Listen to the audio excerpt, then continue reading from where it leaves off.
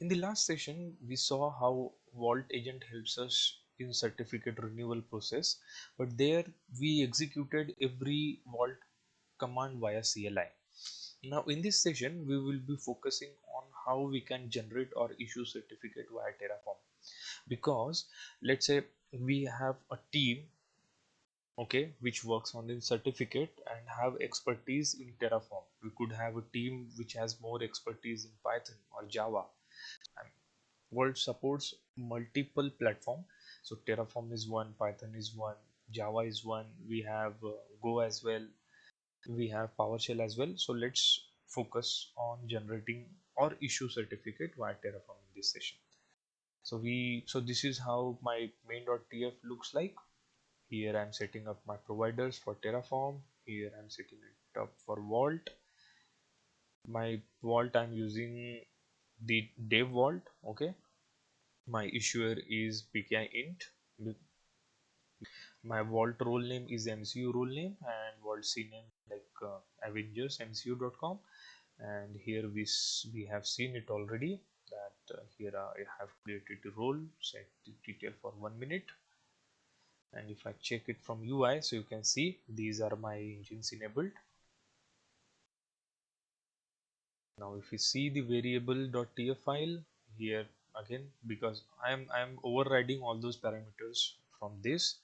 And if I check, if I got bottom, so this is the resource I will use to create my certificate. So here backend name, common name, I'm taking it from variable.tf, and these are my alternate names, and TTL is of 1 minute. So right now you can see there is no cert directory created here. Okay, there is no cert directory created here. So I have created one shell script as well. So this is what it will do. It will do the Terraform init, and then do the Terraform plan, then apply, and then will output the result in output.txt, and then we will append this issuing CA and my server certificate into comp file. So let's have a look. Let me execute my run.sh. So it will do the Terraform init first, and then it will do Terraform plan, and it will go for Terraform apply. So you can see, and if you check the output file, the expiration ID and all it has given. So let's have a look.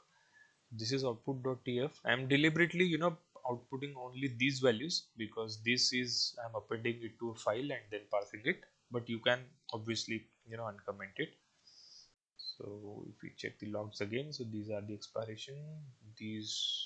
Now let's check the file created. So this folder was not before, so it has been created. This is my chn. Okay, chn is like this. We already discussed about this, and now this is we are more interested in. So if we go to here, you can see this is the hierarchy. If we go, the time set is of 1 minute, but I don't know, 30 seconds get added. I don't know the reason, but you can see it is set for 1 minute. Now let's rerun it to see whether I'm able to repeat the process or not. So Terraform init is done, plan is done, apply is in progress. So if we see, okay, cert has been created, and if I check, so it was, so time has been changed. So the 30 seconds is extra. Sorry guys, I don't know the reason, but 30 seconds get added automatically. But you can see there is a gap of 1 minute, and let's wait for some time. I am pausing the video. So it was like this. Okay, it was valid. Now the time has crossed. Let me refresh and let me double click on it. So you must see the certificate has expired, and if you go here, you can see this. So that's it for this session. In the next, we will see how we can achieve the same via Python. Stay with me. Thanks for watching my video. Please like, comment and subscribe. This will help me to work on myself.